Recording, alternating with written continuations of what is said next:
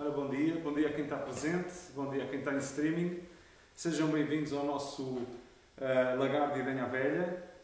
O meu nome é Tiago Lourenço, eu sou produtor de azeite biológico aqui no concelho de Idanha Nova. Mais concretamente, temos uma quinta aqui mesmo cercana à Idanha Velha.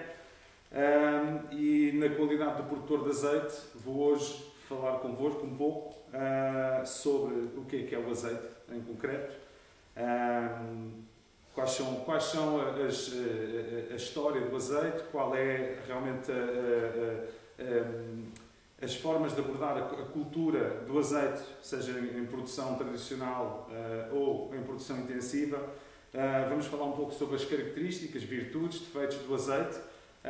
Em seguida vamos conhecer o nosso espaço museológico. E depois então vamos fazer uma prova de azeite com os nossos poucos visitantes, tendo em conta os condicionantes atuais, mas vamos pelo menos falar um pouco sobre a prova de azeite e sobre aquilo que será a atenção que temos que dar quando provamos um azeite. Pronto, e assim sendo, começaria por falar um pouco sobre aquilo que é o azeite.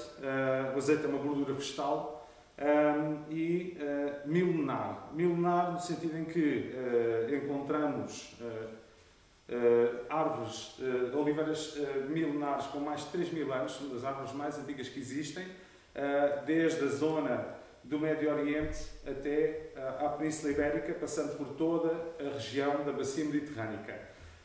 Há quem diga que a cultura mediterrânica acaba onde o olival acaba. E isto, sem dúvida nenhuma, faz todo o sentido, tendo em conta que portanto, todo este território, onde a oliveira é propícia a florescer, todo este território acabou por explorar a azeitona e a oliveira em todas as suas potencialidades, não só para o consumo enquanto alimento, tanto em que ele pode ser como fresco a azeitona, pode ser como azeite enquanto gordura, mas também, portanto, o chá também ainda pode se alimentar através de folha de oliveira, mas também outras variáveis que a azeitona traz, nomeadamente a parte da iluminação, o azeite, aquilo que hoje chamamos o azeite lampante, apesar de que já não há utilização para ele, mas foi uma das grandes razões, digamos que era um petróleo, falando em termos atuais, seria um petróleo na altura do Império Romano. Portanto, haveria a produção de azeite para consumo, para conserva também, mas haveria também depois esta parte toda da iluminação. Portanto, e quando revemos a história mediterrânica, portanto, todo o período mediterrâneo, desde os fenícios, os cartagineses, os romanos, onde aqui a Idanha Velha começam a ganhar um destaque mais proeminente por causa da fundação da cidade enquanto cidade romana, os visigodos, que fizeram leis, tinham leis, portanto, seguindo a linha do direito romano, criaram o seu próprio direito, ou as suas próprias leis, na qual vem registado que quem abatesse uma oliveira alheia teria que pagar coima superior a qualquer outra árvore. Portanto, se nós cortássemos uma árvore de um vizinho ou de propriedade de outra pessoa, uma árvore diferente da oliveira, o valor de indenização era X, mas no caso de se cortar uma oliveira, o valor era superior. E aí conseguimos também depreender exatamente a importância que a oliveira tem e que foi tendo ao longo de todos estes tempos. Agora, o que acontece então? Estamos aqui a ver um percurso milenar e, obviamente, também uma forma de cultivo milenar, em que foi sendo aperfeiçoada de época para época, de região para região, não só a estrutura como o olival é construído, mas também as próprias variedades de azeitona que vão sendo aperfeiçoadas, vão sendo selecionadas, vão sendo enxertadas. Portanto, há uma evolução contínua, desde o início da exploração do olival, ainda no período calcolítico, há toda uma evolução e aperfeiçoamento da produção do azeite e do trabalho do olival. Isto vai fazendo com que, ao longo da bacia do Mediterrâneo, vamos encontrando variáveis ou variedades na própria oliveira. Portanto, a espécie inicial não é muito distinta, mas depois ela vai criando adaptações aos climas e aos terrenos, aos territórios, e vão criando então as variedades adaptadas a cada região. E isto não é diferente do local onde nós nos inserimos hoje, Portugal, ou a Península Ibérica neste caso. Portugal não existia de maneira nenhuma, mas a Península Ibérica enquanto espaço geográfico. E o que é que vai acontecendo então? Dentro da Península Ibérica vão-se criando, em função de determinadas zonas, proximidades do mar, altitude, o tipo de terreno, o tempo de exposição ao sol, portanto vão-se criando também variações, e na região onde nós estamos em concreto predominam três variedades de azeitona.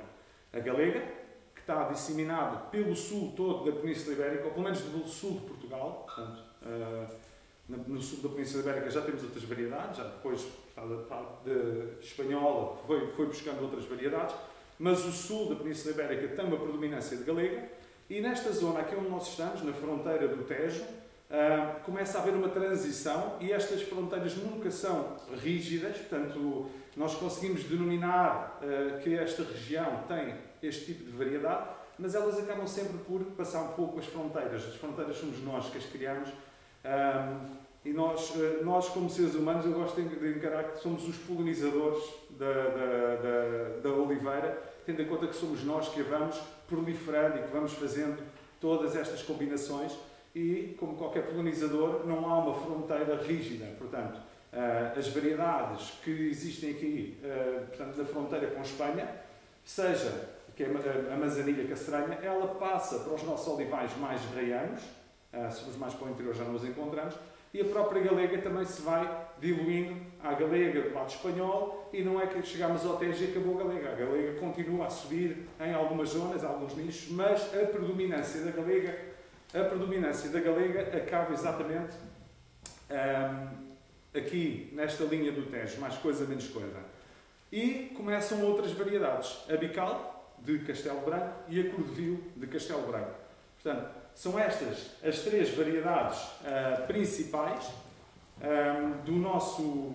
da nossa região. Precisam que contar. Bom dia. Tudo bem. São estas as três variedades da nossa região que depois também se vão diluindo, e a bical de Castelo Branco e a cordevil de Castelo Branco são muito regionais. Portanto, estão basicamente em Castelo Branco, como o próprio nome diz. Mais para cima começamos a encontrar a outra grande predominante do território português, que é a cobrançosa, mas temos a verdeal, a madural. E o que é que acontece com estas variedades? Elas têm estas adaptações ao território, mas cada uma delas tem as suas características, aquilo que chamamos organoléticas, portanto, de sabor sensorial, de sabor e de aroma, e estas características é que vão dar os nuances diferentes a cada um dos azeites, e é isso que faz do azeite, quando trabalhamos o azeite para a qualidade, é isso que faz do azeite uma arte não diferente daquilo que é o vinho. Com as castas, no azeite, trabalhamos as variedades de azeitona. Para terem uma percepção, eu vou-me aproximar aqui do streaming e depois já vos vou mostrar. As variedades podem ser tão distintas como isto que aqui está, uma galega e uma bical. Portanto, estamos a falar azeitonas da nossa região, mas com características completamente distintas, em tamanho, mas também em qualidade de azeite. Galega dá um azeite mais suave e mais doce. A bical, neste caso, dá um azeite mais picante e mais amargo. Ok? Para vocês terem uma percepção.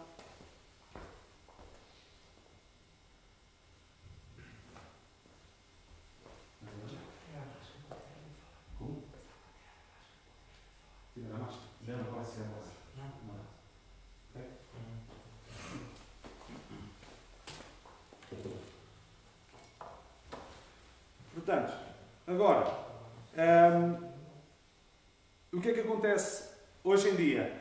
Hoje em dia os nossos territórios estão a ser invadidos por olivais intensivos, ou seja, voltando atrás, quando eu vos disse que houve uma adaptação não só das variedades, portanto foram-se trabalhando as variedades para adaptá-las a cada uma das regiões, para elas terem melhor produtividade e melhor qualidade em função daquilo que se pretendia e da geografia do espaço.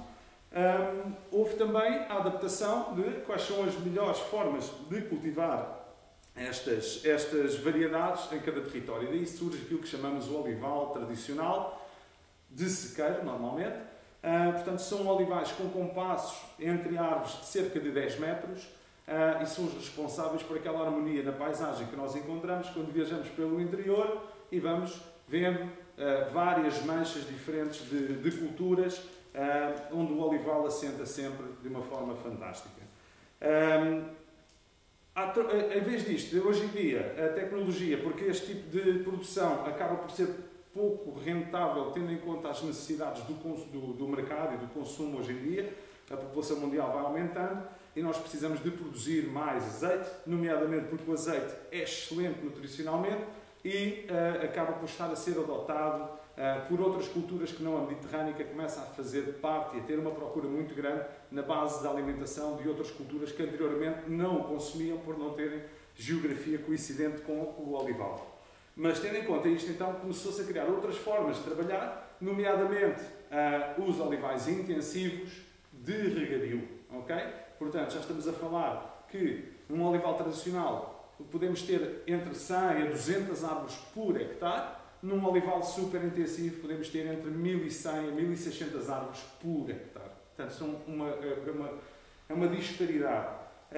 E temos empresas em Portugal. Portugal, eu gostava de dizer isto com orgulho, mas não o digo, mas Portugal neste momento, porque sofreu algum atraso na inovação do azeite e inovou agora, posteriormente a quando os outros países já tinham inovado, já inovámos com mais tecnologia.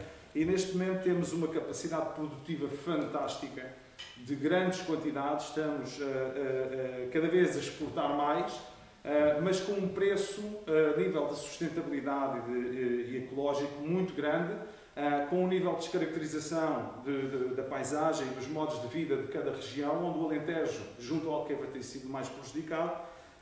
Neste momento, só uma das empresas tem 10.000 hectares de olival super intensivo. Estamos a falar de 10.000 campos de futebol contínuos, onde não existe absolutamente mais nada a não ser olival intensivo. Okay?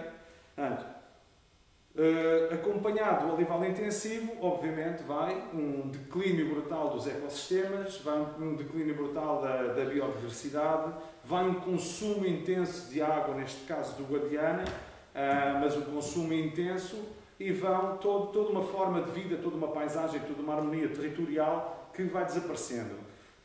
Como este está a ser um negócio rentável, começa a proliferar, e ao proliferar, todas as zonas, territórios que tenham uma água perto começam a ser assediados para o olival intensivo ou para uma nova cultura que também está em Grande Portugal, que é o amendoal intensivo.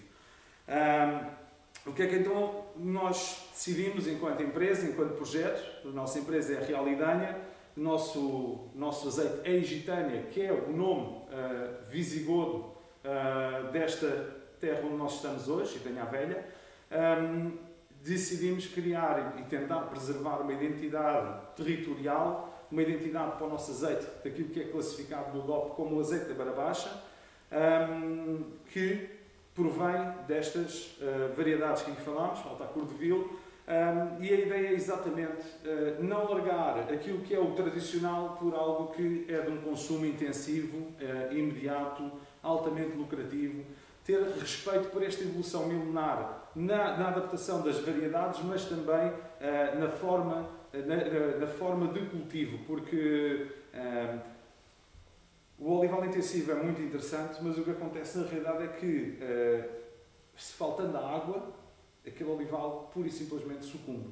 E estas variedades têm muito mais probabilidade de se manterem produtivas e ativas, e como não sabemos, vamos manter uma reserva, vamos tentar manter uma reserva e tentar manter uma identidade do território. Então esse é o nosso objetivo enquanto empresa, enquanto projeto. O Azeite Egitânia tem como objetivo preservar estes olivais tradicionais da nossa região, e a forma que encontramos de forma o mais sustentável possível, e a forma como o encontramos para trabalhar isto foi retirar a maquinaria toda do olival, introduzir as ovelhas para fazer um pastoreio e fazer a manutenção do olival, portanto em que elas vão mantendo o olival limpo, vão comendo os rebentos basais, vão estrumando o nosso olival e conseguimos manter uma biodiversidade enorme. Não mobilizamos os solos, portanto os solos não são lavrados, mantém toda a microbiologia que nós fomentamos, seja através de um pastoreio responsável ou através de fertilização direta dos solos com o estrumo das ovelhas. Agarramos este olival, neste azeite e transformámos-lo num produto de alta qualidade. Tivemos que aprender o que era um azeite tradicional e o que é um azeite de alta qualidade e, felizmente, os mercados procuram não só a quantidade, mas também procuram a qualidade. E tendo em conta que somos uma região pequena com variedades endémicas também pequena, nós conseguimos ter um produto bastante exclusivo naquilo que é o mercado internacional de azeites e é daí que nós vamos buscar esse potencial, explorar esse potencial. Bom, passando aqui por esta história do azeite e aquilo que nós estamos a fazer enquanto projeto, eu ia agora passar a palavra ao Paulo Longo, que é o... Entre Paulo. Olá, olá. O Paulo é o coordenador dos núcleos museológicos, da parte da cultura no Conselho de Ganha Nova e é responsável direto pelo este espaço que aqui estamos. E eu vou-lhe passar a palavra, tendo em conta que uma coisa é falar da cultura do azeite enquanto cultura agrícola, outra coisa é a parte da transformação que sempre esteve a par e ninguém melhor do que o Paulo para explicar este espaço museológico. Eu vou passar-lhe a palavra então. Muito obrigado. Bom dia a todos. Bem-vindos aos que puderam estar presentes aqui nas circunstâncias em que nos encontramos, extremamente limitadas no que diz respeito aos públicos e à segurança que, enfim, temos todos que seguir hoje em dia. O Tiago acabou por apontar nesta belíssima apresentação sobre o olival e as azeitonas aquilo que é um bocadinho a razão de ser do facto de estarmos aqui. Portanto, o Lagar de Varas de Irem à Velha é um espaço que fez parte de uma grande casa agrícola que observava toda esta parte do território e, no fundo, é aquilo que nos vai permitir, dentro daquilo que é uma determinada tipologia tecnológica, a mais antiga, portanto, com este grau de sofisticação que se instala aqui no território, ver como é que se fazia azeite. Portanto, antes de passarmos à sala ao lado, só queria dar uma pequena curiosidade, que uma das imagens de marca deste espaço é o enorme tronco que marca aquilo que é a vara. E a vara tem uma história muito interessante, porque se pegássemos assim a linguagem dos nossos dias, estaríamos a olhar para uma coisa que é uma patente grega. Portanto, os gregos, grandes engenheiros, acabaram por criar uma série de sistemas que depois, mais tarde, os romanos pegaram e deram um amplo uso, difundindo, melhorando, afinando, de tal modo que a eficácia, que foi um modelo que até ao século XX era um dos modelos ainda mais comuns no panorama da transformação da azeitona em azeite no nosso país. Mas eu gostava que vocês viessem ver aquilo que é, no fundo, o início deste ciclo da transformação do azeite. Como o Tiago disse, os olivais, portanto, produzem a azeitona. A azeitona é colhida de várias formas. Nós temos pequenas anotações, portanto, ao longo do espaço. E, quando chega ao lagar, tem que passar por uma primeira fase para poder ser até chegar ao azeite. Antes da sala das varas, há a parte das tulhas e do esmagamento da azeitona. Neste caso, nós temos as tulhas no mesmo espaço do pio. Portanto, a azeitona é depositada nestas tubas grandes que rodeiam o espaço e depois era deitada, portanto, nesta estrutura que está cilíndrica, com estas mãos, que percorrendo todo o perímetro interior, portanto, isto tinha tração animal, era puxado por vacas, iam esmagar a azeitona que era depositada até fazer dela uma pasta, uma papa.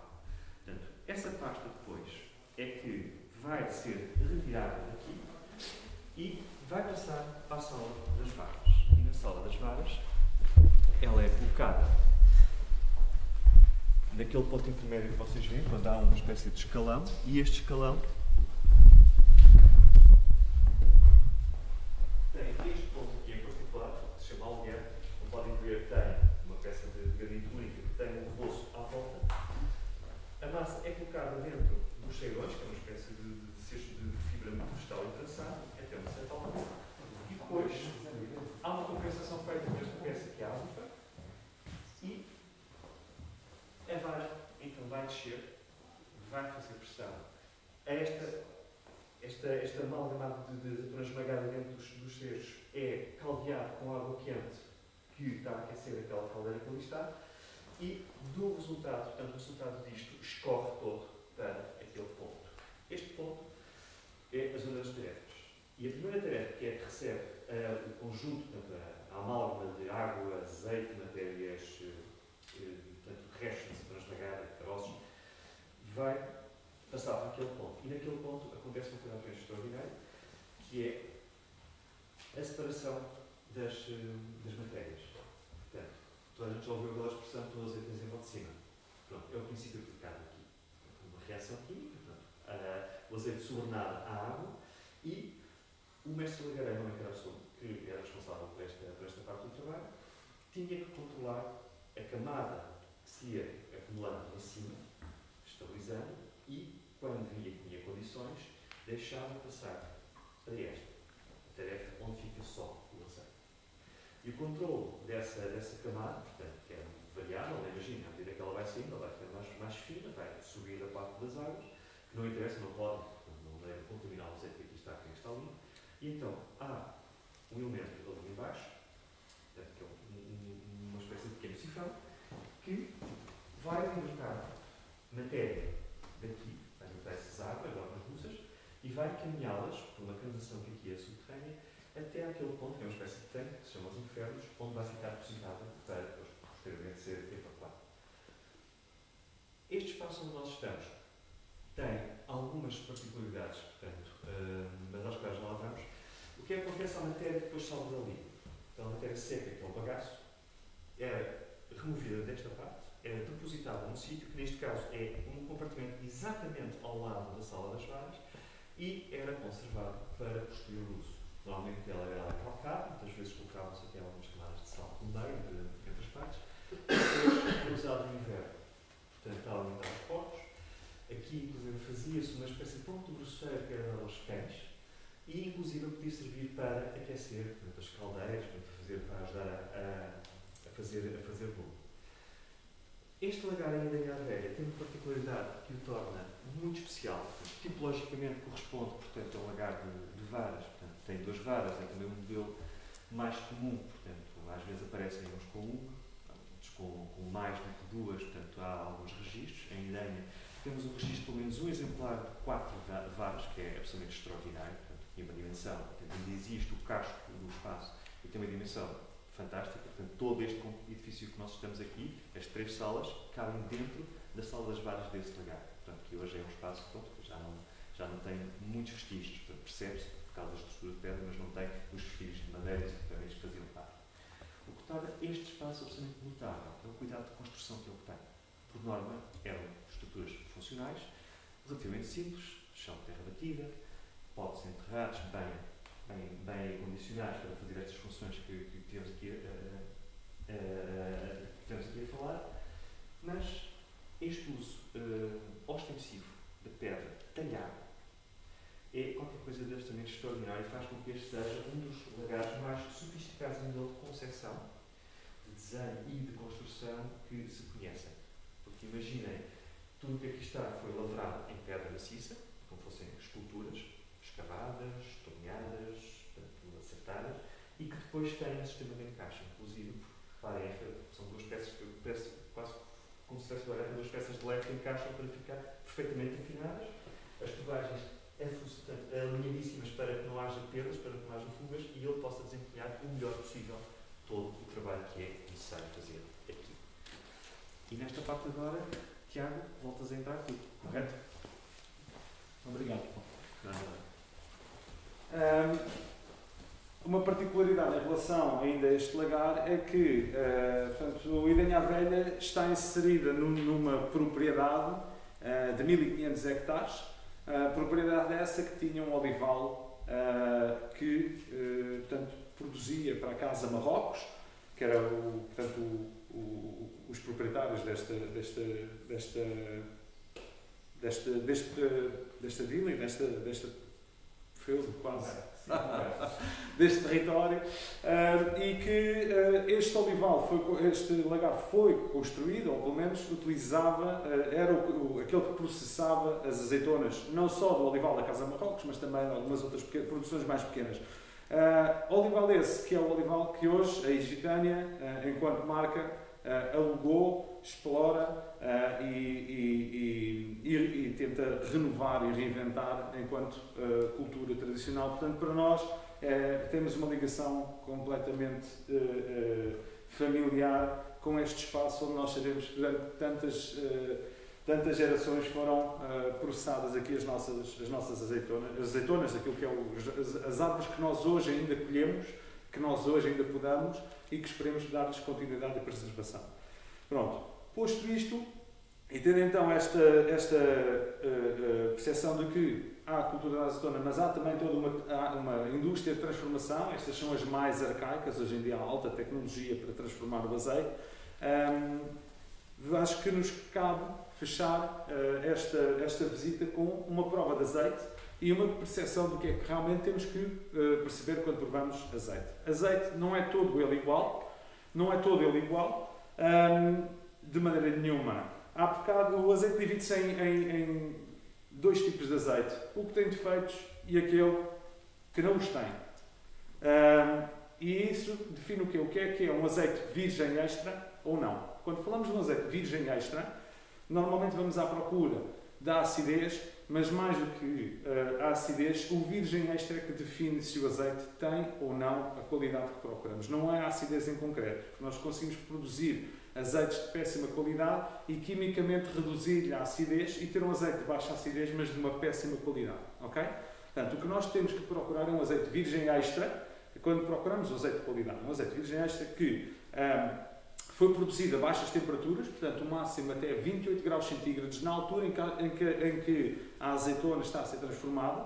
Portanto, aquele processo que há bocado o Paulo estava a descrever de deitar água a ferver sobre a azeitona, isto degrada completamente. Aquilo que ainda hoje se fala em ferver o azeite nos lagares, em alguns lagares mais tradicionais, vai fazer com que os compostos voláteis do azeite, que são a maior fonte de nutrição que o azeite tem, vai fazer com que eles comecem a evaporar acima dos 28 graus. Então, um virgem extra tem que garantir que no período de transformação a azeitona chegou a uma temperatura fresca e foi transformada ainda durante, portanto, com um tempo de batedura a fresco que não ultrapassou essa temperatura. De outra das coisas que caracteriza também o virgem extra é aquilo que eu vos dizia, o facto de não ter defeitos. Portanto, é dos poucos produtos, ou talvez o único alimento que, para além de uma prova química, no sentido de perceber a qualidade que ele tem, também tem que ter uma prova organolética.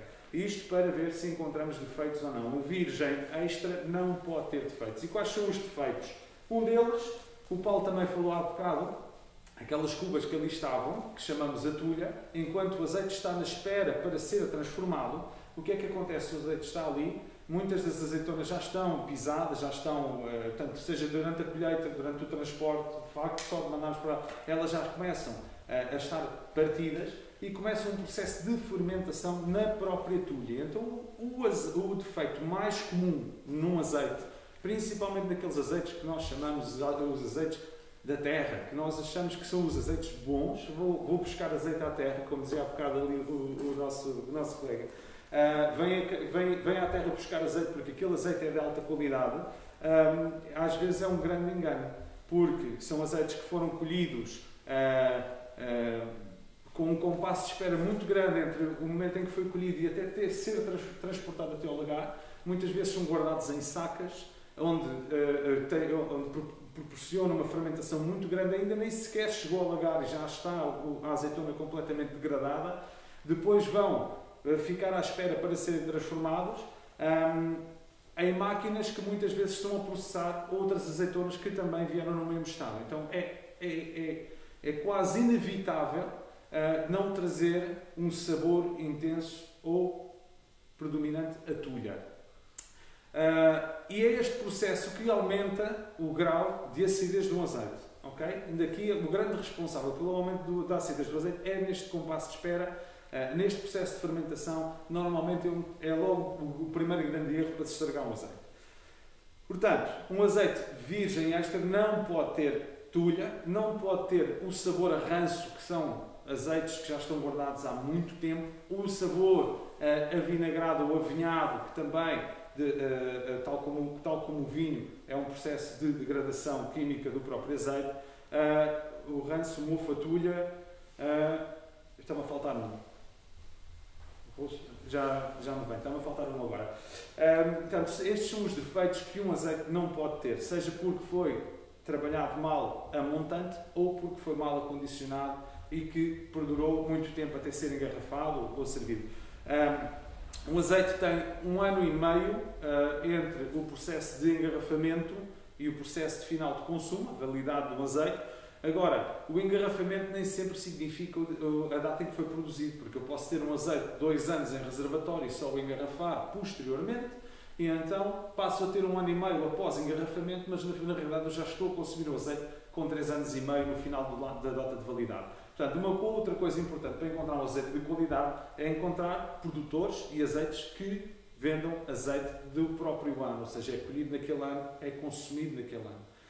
Isso vai-nos garantir uma frescura e uma vida no azeite, que é isso que se procura. Ao contrário do vinho, que vai ganhando caráter com o tempo, o azeite é exatamente o processo inverso, ou seja, ele está esplêndido quando é engarrafado e começa automaticamente a degradar, seja pela exposição à luz, seja pelas próprias partículas suspensas que possam ainda haver no azeite, que vão criando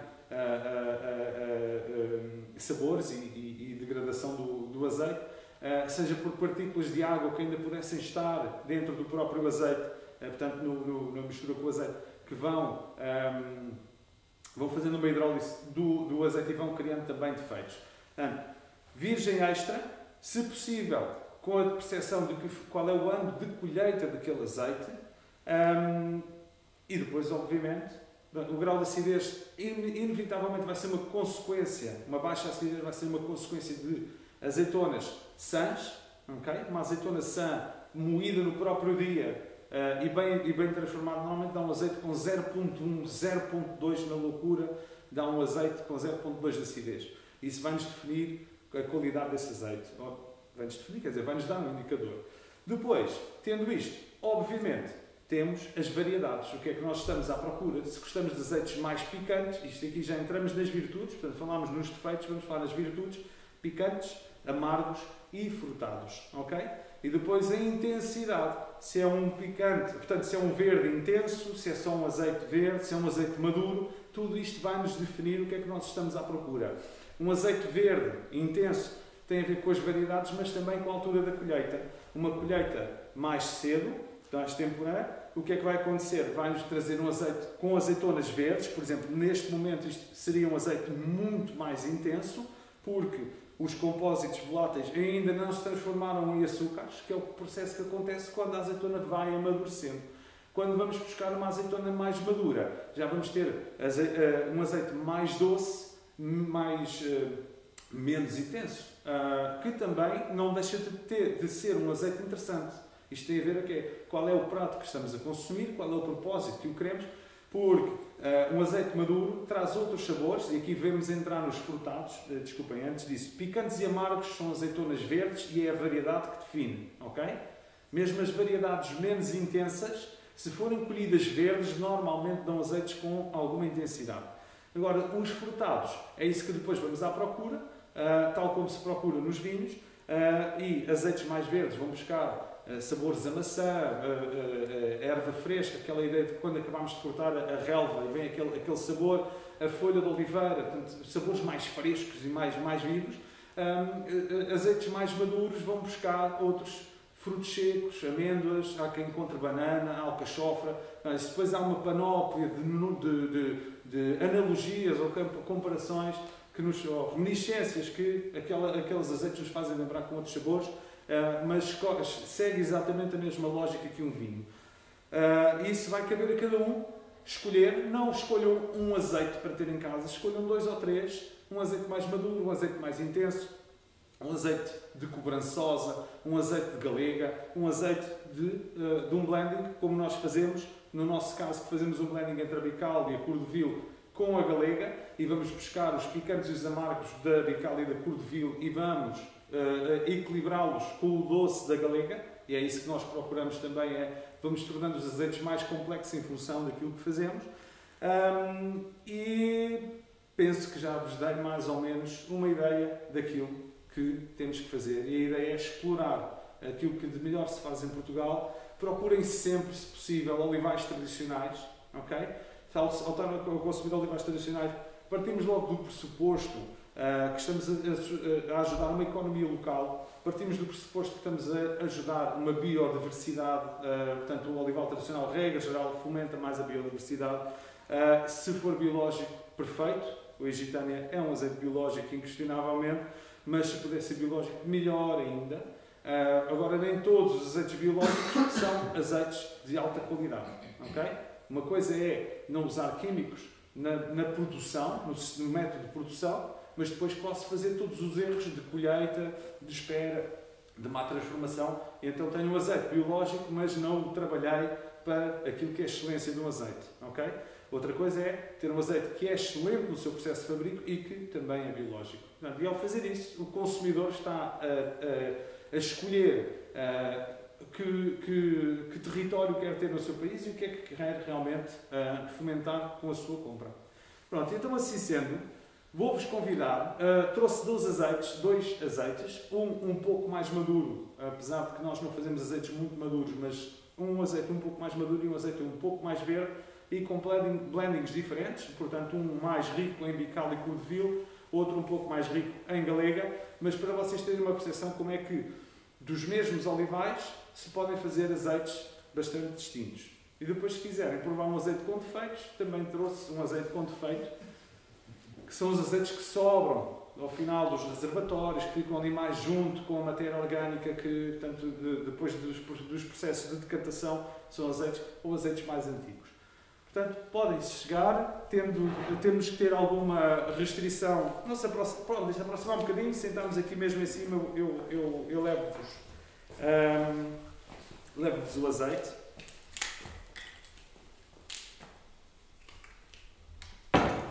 Normalmente, as provas de azeite são feitas nestes copinhos azuis, que aqui temos. Isto porquê? Porque a cor do azeite pode influenciar a nossa percepção do azeite.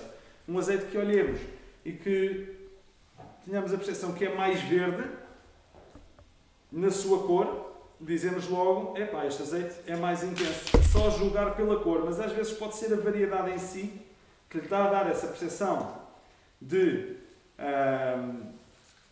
intensidade e pode não ser um facto. Portanto, há variedades que trazem o azeite mais verde e então o copo azul vai inibir essa cor e nós não sabemos, olhando, não sabemos se estamos a provar um azeite mais maduro ou um azeite mais amarelo ou um azeite mais verde, e é uma das razões pelas quais se usa. Outra das coisas que se faz também é usar esta tampinha para preservar os aromas do azeite. Ora bem, vamos começar aqui pelos nossos visitantes. E o que eu vos aconselho então é tapem o azeite, primeira coisa a fazer, porque ao tapar vamos ajudar os aromas a concentrar. Depois agarramos por baixo o copo. Queres experimentar? Não? Agarramos o copo por baixo para que ele vá ganhando, o azeite vá ganhando alguma temperatura corporal e comece a libertar os tais compósitos voláteis que nós falámos, compostos voláteis, e comece os aromas a libertar-se e o azeite a ganhar. Podemos ganhar alguma vida. Agora, esta é a pior altura para provarmos azeite, porque este azeite, estamos agora na fase da nova colheita, e este azeite tem exatamente 1 ano. Portanto, ele já decaiu naquilo que é a sua vida própria. De qualquer forma, continuam azeites, como são azeites de alta qualidade, continuam com muita vida, mas imaginem-no há 1 ano atrás, depois de provarem. Portanto, a primeira coisa então que vamos fazer é retirarmos as máscaras. Olha, eu já parti a minha. E cheirar. Cheirar. Ainda mantém alguma frescura, ainda conseguimos perfeitamente perceber a frescura e não tem defeitos absolutamente nenhuns, pelo menos ao cheiro. Depois, a segunda coisa que vamos fazer é provar, ninguém bebe azeite, só nas provas é que se bebe azeite. Vamos provar e vamos sentir a forma como o azeite vai entrando dentro de nós. Na ponta da língua vamos sentir os frutados, portanto é onde vamos procurar estes sabores mais variados. Nas laterais vamos sentir os amargos e cá atrás, mais junto à garganta, vamos sentir os picantes.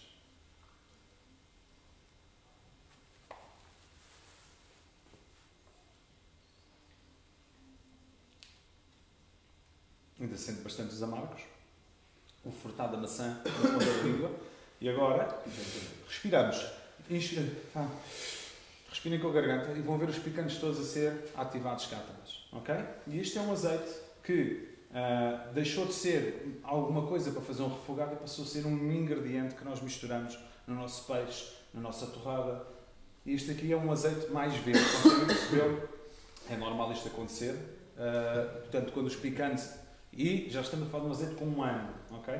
Quando os azeites, quando os picantes são ativados. Agora, quando comemos isto não acontece. E quando comemos isto está lá, vem alguma intensidade, mas não vem, nunca ficamos com lágrimas nos olhos. Há azeites que são insuportáveis. Há azeites que são insuportáveis. De tão intensos que são, tornam-se insuportáveis. Pronto. Então, isto é um azeite mais verde, portanto, mais propenso para bicalhos e cordevis, com menos percentagem de galega. Agora vou-vos mostrar um azeite um pouco menos intenso, portanto, mais... Eles não vão ser altamente distintos porque as variedades... bolas, era isto. Eles não vão ser completamente distintos porque as variedades são as mesmas. Se estivéssemos a falar de azeites de variedades diferentes, então aí notávamos uma grande diferença. Mas mesmo assim, creio que vai ser bastante perceptível. Tive aqui um pequeno problema com a minha máscara.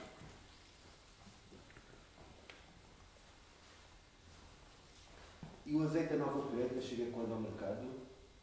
Mais ou menos? Da nova colheita? Sim. Depende pode chegar a finais de dezembro, inícios de janeiro. Tem a ver também com a temperatura. Às vezes, nos processos de decantação, pode arrefecer muito o espaço onde o azeite está armazenado, e a consequência é que ele ganha fica mais sólido, e ao ficar mais sólido, atrasa o processo de decantação. Portanto, vamos então provar um azeite um bocadinho mais maduro. Faço o meu processo, tapem, cheira.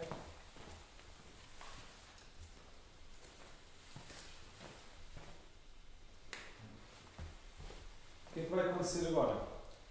Normalmente começamos de azeites, neste caso provamos o azeite mais intenso, então já temos de alguma forma os picantes e os amargos já estão um bocadinho na nossa boca. Portanto, este azeite, não tendo tantos picantes e não tendo tantos amargos, vai beneficiar da prova anterior. Portanto, vai-vos eventualmente parecer um bocadinho mais picante e mais amargo do que aquilo que ele é quando provamos normalmente. E é por isso que quando se faz prova de azeites deve haver um compasso de espera entre a prova de um azeite e do outro. Pode-se comer maçã, a maçã neutraliza um pouco portanto, o azeite anterior. Outra coisa interessante, que é interessante ver, é também a persistência destas intensidades e destes sabores. A nossa boca ainda tem ligeiros frutados, ainda sentimos aquele doce, ainda está bastante interessante. Há azeites, quando eles estão mais frescos, que passados 5 minutos ainda estão aqui com picantes, ainda estamos a ser completamente estimulados, ok? E isso também é portanto, temos que encontrar os picantes, amargos e os frutados, o equilíbrio desses picantes, amargos e frutados, e a persistência deles também, ok? Vamos então provar este agora. Cheirar.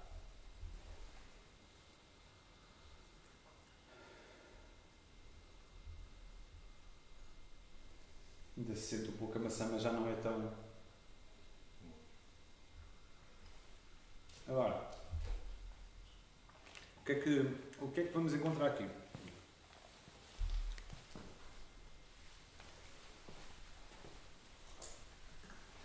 Não sei se conseguem fazer esta comparação, mas A galega é uma azeitona com uma textura mais oleosa. Mais frio. Então sentimos logo que este azeite fica aqui mais enrolado na língua, toma mais conta, a nível de textura, fica mais persistente. Ok? Por exemplo, se fosse uma galega de regadio, já não íamos notar isto tanto, porque acaba por ser um azeite acaba por ser um azeite mais diluído do que... É um azeite menos encorpado, se quisermos falar assim.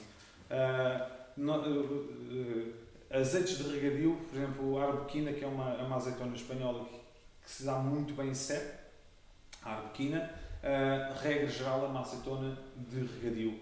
E nós provamos um arbequina e aquilo parece água, dilui-se rapidamente. É estranho, porque não estamos habituados a essa textura do azeite. Quando provei a primeira vez uma arbequina de olival de sequeiro, irreconhecível para mim, porque é um azeite muito mais parecido, portanto muito mais texturado, muito mais oleoso, muito mais persistente do que um azeite portanto, de regadio. Então, este azeite que aqui está, que é um galega, ou não é um galega, não é uma monovarietal, mas é mais predominante galega, já é um azeite que começa a saber a mais antigo, já não está tão vivo. Se repararem, já não é um azeite tão interessante como estava. Mas como eu vos falo, como eu vos expliquei, estamos a falar de um azeite já com 1 ano e eles vão perdendo estas propriedades. Garanto-vos que este azeite acabadinho de fazer com este blending não tem nada a ver. Lá está, e vamos buscar o melhor dos dois mundos. Vamos buscar os doces, a parte mais doce da galega e esta textura da galega, mas depois continuamos com os picantes e com os amargos. E é isso que nós temos que explorar dos nossos azeites. Portanto, estes são os azeites que nós produzimos aqui na nossa região, mas o que eu vos desafio é procurem primeiro azeites portugueses para incentivar os produtores portugueses e as variedades e a preservação das variedades portuguesas. Portanto, explorem de norte a sul do país e depois comecem a provar e fazer comparações com outros azeites de outras regiões que são fabulosos também.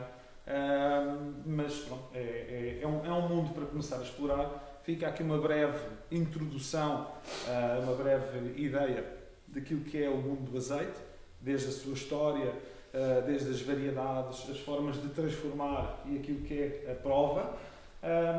E pronto, um bem-aja a todos, obrigado pela visita e até breve para quem está em streaming, que em breve possamos voltar todos à nossa humanidade normal.